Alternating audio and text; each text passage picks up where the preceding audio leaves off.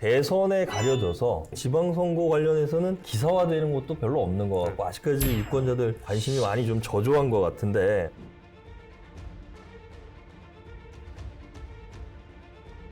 지금 이제 앞으로 지방선거를 보면은 코로나19 때문에 역대 유례 없는 시민들의 무덤이 아닐까.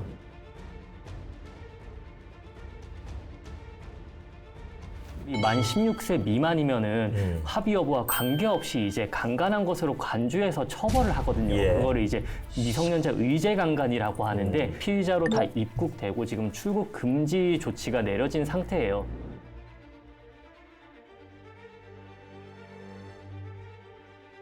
그 미성년자 성범죄에서는 네. 피해자의 입장을 생각해서 언론인 교육을 하던가 지침 강화 뭐 이렇게 하는 방법밖에 없는 것 같아요. 법률적으로 강제할 수 있는 건 없고.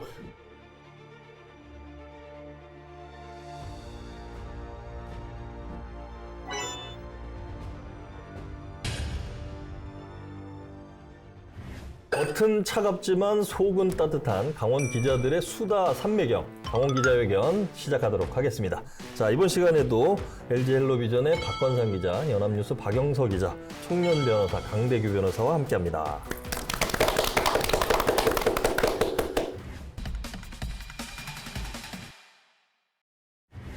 코로나19 이슈와 함께 가장 뜨거운 이슈, 선거 얘기가 아닐까 한데, 대선에 가려져서, 근데 네. 지방선거 관련해서는 기사화되는 것도 별로 없는 것 같고, 아직까지 유권자들 관심이 많이 좀 저조한 것 같은데, 어떻습니까? 지금 그 예비 후보도 실제 좀 만나보시거나 취재 과정에서 보시면 좀 움직이시는 그 분위기 좀 느껴지시나요? 네, 일단 저 강릉이나 이제 동해안권 예. 돌아보면은 네. 일단 본인들의 이제 당 내에서 세규합을 하고 있는 모습도 좀 보이고 또 치열한 좀 눈치 싸움 이런 것도 좀 많이 이어지고 있는 것 같아요. 자리를 참석하기 위해서 각 후보들이 일정 수집을 굉장히 활발하게 하고 있다라는 일정 소식 수집. 들리고요. 아. 코로나 시대 이전에는 그냥 돌아다니면 웬만한 상가에 다 송년회 하고 있으니까 인사 다니면 됐었거든요. 바로바로 가서. 그렇죠. 근데 코로나 시기 특히 그 방역 조치가 다시 비수도권 8인으로 줄어들면서 네. 송년회가 많이 있었다가 없어지고 그렇죠, 있어지고 그렇죠. 그러고 있기 때문에 그 일정을 다 캠프에서 쫙 수집을 해서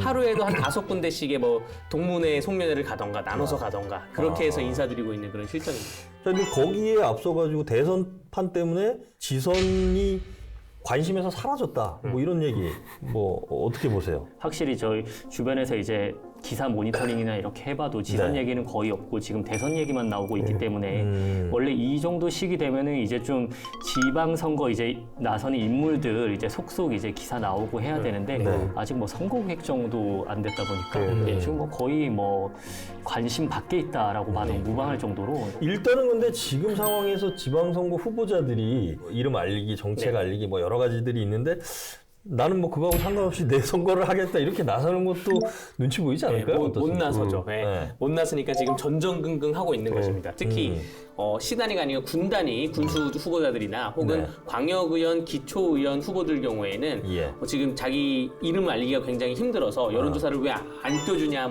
아우성도 있는 소리도 있고 선거운동을 다니고 싶은데 그러면 대선 승리를 위해서 규합하지 않고 혼자 동떨어진 행동을 한다라고 당원들끼리 벌써 말이 나오니까 지금 이러지도 못하고 저러지도 못하고 있는 지금 그런 상황입니다. 내년도 지방선거에 예를 들어서 도지사 후보라든지 네. 시장 후수 후보들 중에 이름이 올라간 사람이 있거나 또 빠진 사람이 있거나 네. 만약에 이럴 땐 좀 어떻게 나중에 공천 싸움에서도 좀 영향을 미칠까요? 중앙선대위에서 예. 그 도지사 후보군은 이름을 넣냐 안 넣냐가 굉장히 영향이 있을 거예요. 아. 도지사 후보들을 경선을 했던 경우도 있지만 네. 이제까지 선거를 보면 중앙에서 이제 전략 공천을 하거든요. 애들이 뽑는다고 하는데 그렇기 때문에 도지사 후보들 관련이 있겠지만 그 외에 시장 군수, 시의원, 도의원 그 군의원 후보님들은 대선 캠프에서 어떠한 직함을 가졌는지가 크게 중요하지 않고 각 당협위원장의 선택이나 혹은 밑바닥 당원 민심을 어떻게 규합하느냐가 관건이 될 거고요. 다만 대선 후보들하고 사진은 찍어줘야 되는 거죠. 이게 그렇죠. 예를 들어 후보가 4명인데 강원도 왔을 때? 네. 아. 3명은 공보물에 대선 후보가 곧 대통령이 될 수가 있는 사람인데 네, 대통령하고 사진을 찍었는데 한 명은 안 찍었다.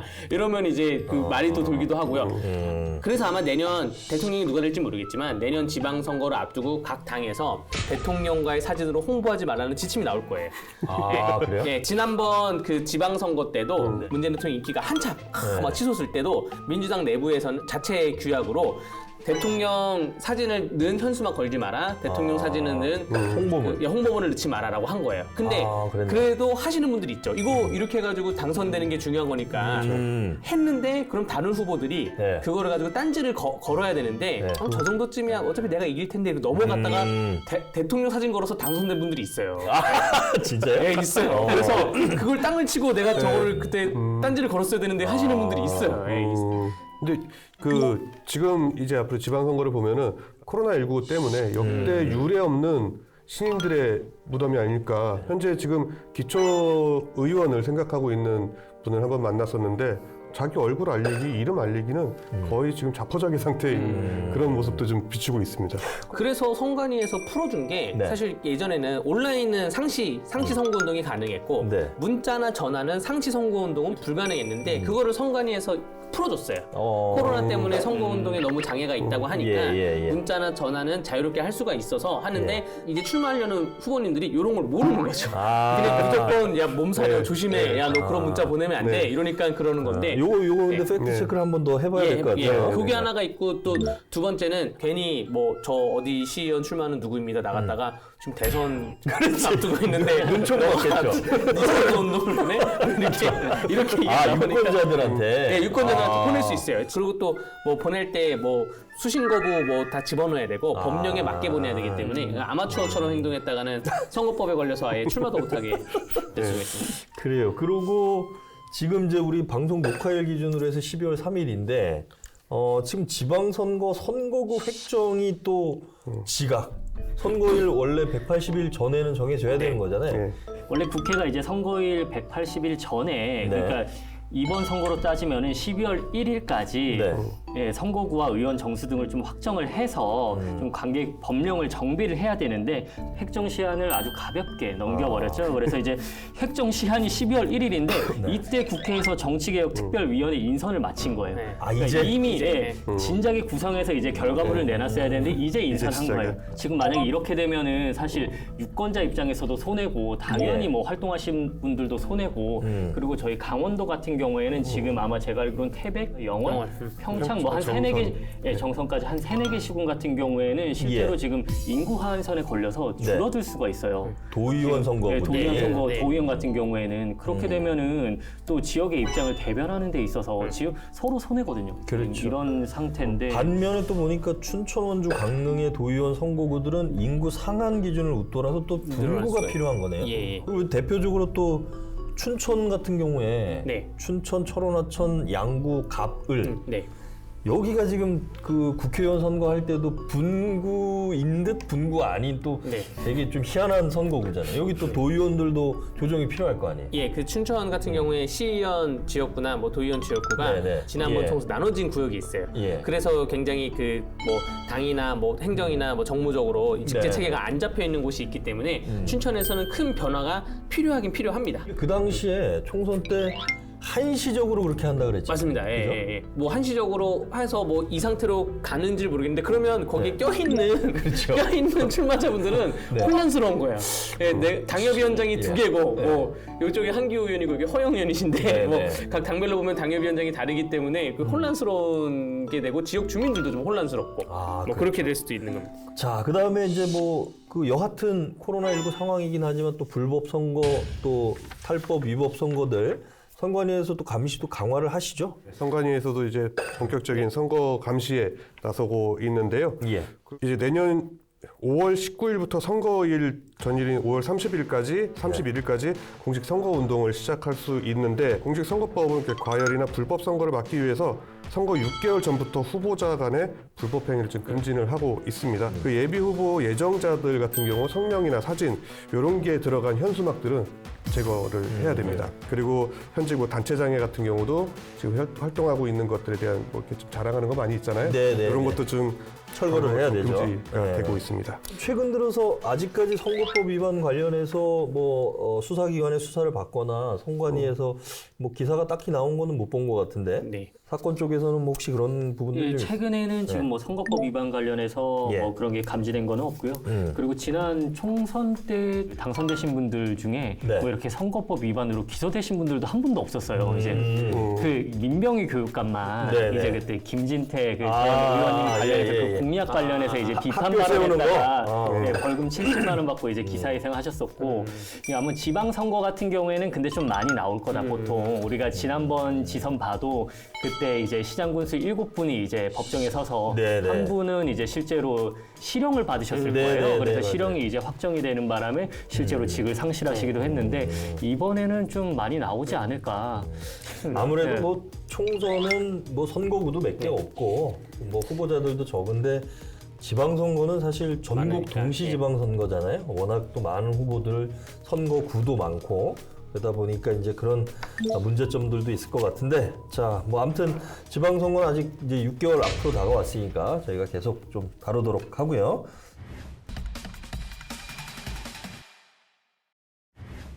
다음 주제는 우리 도내에서 사건 사고 최근에 났던 것 중에 좀 눈길이 가는 것들 뭐가 있는지 좀 보고 싶은데 날씨가 추워지면서 지금 그 도로 위 살얼음이라고 하죠. 네네. 이른바 블랙 아이스. 사고들도 조금 최근에 나는 것 같아요. 네, 날씨가 이제 급격 추워진 가운데 이제 비가 내렸어요. 지난번에 이제 11월 마지막 날 이제 출근 시간대에 아침부터 이제 강원도 거의 대부분 지역에 비가 쏟아졌는데 고속도로에서는 대형 트럭이 22톤 트럭이 이제 제가 영상을 봤는데 이렇게 예. 이렇게 잠깐 비틀하더니 갑자기 엎어지고 그리고 출근길에 하던 뭐 태백 같은 경우에는 한 터널에서 이제 네. 추돌 사고 또 뒤따르던 차들이 또 쾅쾅쾅쾅쾅 단독 사고가 나니까 한 9대가 뒤엉키고 그렇죠. 또 정선에서도 또 비슷한 사고가 있어가지고 차량 한 11대씩 10대 안팎으로 이렇게 뒤엉키는 사고가 되게 많이 났어요. 경찰한테 이제 전화해서 다 물어보니까 하나같이 다들 이제 블랙아이스 얘기를 하더라고요. 그래서 이제 좀 블랙아이스 같은 경우에는 또 굉장히 위험한데 다행히 크게 다치신 분은 없고 사망하신 분도 없어서 다행이긴 한데 좀 아찔한 경험들이 많다 보니까 좀 앞으로도 좀 조심하셔야 될 것 같습니다. 네. 블랙아이스로 인해서 최근 5년간 강원도에서만 302건이 예. 사고가 났어요. 11명이 이제 숨지고 한 600명 정도가 부상을 입었는데 이게 같은 구간에서 다 따라오는 차들이 이제 위험해지니까 예. 계속해서 이제 추돌 사고가 이어지는 걸로 보이고 있습니다. 그러니까 특히 이제 저희도 뭐 아침에 강릉에서 차 타고 춘천으로 넘어올 때 도로 위에 비가 내린 것처럼 반짝반짝 하더라고요. 그래서 밤사이에 비가 와서 이런가 보다 했는데 코너를 도는데 차가 밀리는 거예요. 보니까 나중에 차를 정차하고 나서 내려봤더니 도로가 엄청 미끄럽더라고요. 살얼음이 껴서. 그게 헤드라이트를 켜거나 그렇게 국장님 보신 것처럼 네. 반짝반짝한다. 그거는 어려울 거예요. 그렇죠. 아침에. 그때는 바로 이제 그때부터는 감속하시고 천천히 정말 조심해서 가셔야 됩니다, 진짜. 근데 이 블랙아이스라는 게 교량이나 터널 입구 같은 데 많이 생기거든요. 온도 변화가 크니까. 예, 그래가지고 그 바람 때문에 그 온도 차이가 나기 때문에 그런 건데 얼음 그 위에 또 매연이나 먼지들이 끼니까 이게 또 검해지는 거예요. 그러니까 육안에 보이질 잘 않고 이래가지고 사고가 나는 경우가 좀 많이 있습니다. 최근에 뭐 사건 사고 기사들 중에 또 이걸 뭐 어떻게 말씀을 드려야 될지 모르겠는데 아무튼 성 관련된 또 사건이 있었는데 이거는 도도 관련해 가지고 박영석 기자도 하실 얘기가 있다고요? 최근에 이제 한 언론사에서 이제 도내 한 대학교에 유학생 무려 네. 69명이 그 중학생밖에 되지 않은 여학생 한 명과 무려 한 1년 동안 성관계를 한 100회 정도 가졌다라고 네. 해서 보도가 나왔어요. 근데 이 만 16세 미만이면은 합의 여부와 관계없이 이제 강간한 것으로 간주해서 처벌을 하거든요. 예. 그거를 이제 미성년자 의제 강간이라고 하는데 다들 이제 피의자로 다 입국되고 지금 출국 금지 조치가 내려진 상태예요. 네. 경찰이 수사를 하고 있는데 자, 잠깐만. 여기까지만 딱 들으면 네. 보통 기사를 쓸 때는 집단 성폭행. 왜냐면 이것도 성의제 강간에 해당이 되니까. 네. 그리고 피해자가 16세 뭐 여중생. 네. 물론 이제 우리가 그 2차 가해라든지 여러 가지 막기 위해서 기자들도 조심하긴 하지만 익명으로 해서 뭐 지명도 안 밝히고 뭐 이렇게 하긴 하는데 여기까지는 뭐 큰 무리는 없어 보이는데 뭐가 문제라는 거죠? 그러니까 이게 취재를 하고 그렇게 네. 기사를 쓰는 것까지는 좋은데 네. 문제는 이 기사를 인용해서 확대 재생산되는 아하. 그러니까 우리 언론사의 뭐 디지털 뉴스 뭐 온라인 대응팀 뭐 네, 이런 네. 기자들이 예. 확인 없이 그냥 그 방송사에 따르면 해서 이제 쓰는데 네. 이거를 그냥 이 집단 성폭행이라는 자극적인 단어를 쓰거나 아니면은 뭐 성매매를 했다거나 이런 네, 지금 네. 사실 무근의 내용들을 굉장히 뭐 그건 사실이 아니에요? 제가 확인했을 때는 지금까지 수사 결과에 따르면 지금까지 수사된 바에 따르면은 그건 사실이 아닙니다. 근데 이제 그렇게 쓰다 보니까 이게 네. 급기야는 국민청원까지 올라와서 예. 그 학생들의 뭐 신상을 공개해야 된다. 그리고 이 기사를 본 또 홍준표 네네네, 또 뭐. 뭐 화학적 거세를 네네. 언급한다든가 지금 사건이 좀 계속 이렇게 좀 우리 황색 저널리즘이라고 하거든요. 이런 거를 굉장히 자극적인 기사만 쏟아내는 거를 지금 거기에 지금 치우쳐서 언론사들이 클릭 장사 네. 하는데 매몰이 돼서 피해자의 인권이라든가 입장을 고려하지 않은 채 피해자 쪽에서도 그 언론사 관련해 가지고 몇 가지 뭐 얘기를 했다는 얘기도 있죠? 네, 그러다 보니까 이게 좁은 지역 사회에서 아이가 어리고 네. 그리고 아이가 지금 정신적으로 굉장히 힘들어하고 있기 때문에 이렇게 보도가 쏟아지면은 만약에 제가 최근에 확인했을 때는 아이가 아직 보도를 못 봤다고 했는데 만약에 보도를 보게 됐을 때 극단적인 선택을 할 가능성도 있다. 그래서 좀 보도를 자제해달라는 요청을 일부 언론사에는 해서 기사가 내려간 사례도 있긴 한데 지금 계속 이제 서울이죠. 이제 서울 쪽 이제 포털에. 그런, 포털에 이제 계속 기사를 올리는 거죠 기자들이. 그래서 저도 쓰진 않았는데 좀 많이 걱정이 된다. 그 언론사에서도 기자들 기사의 조회수 네. 이런 것들도 기자들의 어떤 성과 평가의 대상도 되는 경우가 있더라고요. 그런데 남의 기사를 자기가 취재도 안 하고 우리 이제 뭐 언론 윤리를 떠나서 이거는 뭐 어떤 좀 형사법의 처벌 대상이 되는지도 좀 궁금한데 그런 건 좀 어떻습니까?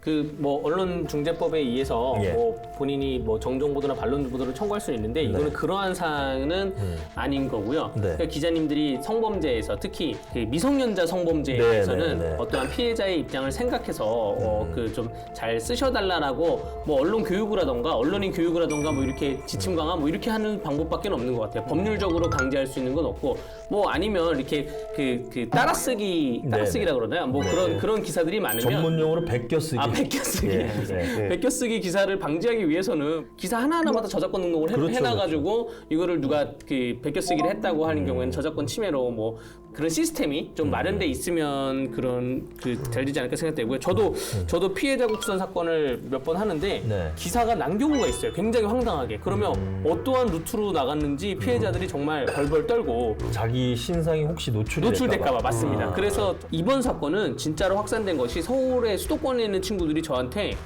그 메시지를 보내서 물어봤어요. 네. 야 이런 일 뭐야 진짜야? 이거 어느 정도야? 그래서 저는 아예 모르는 사건이라고는 답변을 했는데 기사가 내용이 사실이 아닌 게 나가니까 이제 문제가 되는 거예요. 예, 사실 예. 뭐 지금 키워드가 뭐 여중생, 미성년자, 그리고 외국인 유학생 한 60여 명 이 정도 키워드인데 요거 가지고 이제 뭐 여중생이 뭐 성매매를 강요했다는 성매를 강요했다는 등 뭐 거. 처벌을 원치 않는다는 등 뭐 다양한 정확하지 않은 기사가 나가니까 문제인 거고 여기에 대해서는 아니면 경찰청에서 예. 이게 유포가 된 거는 어쨌든 경찰청에서 유포가 된 건데 경찰청에서 보도를 자제해달라고 그 출입 기자단들한테 뭐 얘기를 하시던가 뭐 이렇게 그 메시지도 실제로 왔습니다. 이제 경찰청에서도 그래요? 이제 이 보도를 좀 자제해 줄 것을 부탁드립니다라고 했는데 디지털 뉴스 쓰는 기자들은 그걸 또 알 리가 없잖아요. 알 턱이 그렇죠. 없잖아요. 그러니까 다 이렇게 그냥 클릭 장사를 한 거죠. 그러니까 이게 언론 윤리적인 문제가 되는 건데 저희 그 작년에 네. 그 국민청원 올라온 것 중에서 25개월 된 딸을 성폭행한 초등학생을 처벌해달라고 한 청원이 있었는데 이게 무려 동의한 숫자가 53만 명이었어요. 근데 확인해 보니까 가짜였던 거예요. 허위 사실. 네, 가해 초등학생이 실제로 존재하지도 않고 피해자의 병원 진료 내역도 사실과 다르다. 근데 그게 확인이 되기까지 무수히 많은 기사가 진짜 너무 많이 양산이 되니까 아마 검색해보면 한 300~400개는 우습게 될 것 같아요. 네, 그런데 결국엔 가짜였다라고 하는 게 나왔으니까 좀 언론사들이 아무리 뭐 디지털 뉴스라고 하더라도 네, 아무리 네. 시간이 쫓긴다고 하더라도 전화 한 통만이라도 해서 사실 확인 의무를 다 해야 하지 않을까 저는. 특히 이제 피해자나 가해자가 미성년자인 경우에 특히 2차 어떤 피해를 막기 위해서 또 이런 것들은 잘 좀 주의를 해서 좀 기사화를 했으면 하는 바람이 있습니다. 속 시원하게 할 말은 하자. 강원도 열혈 기자들이여. 눈치 보지 말고 강원 기자회견으로 모이세요.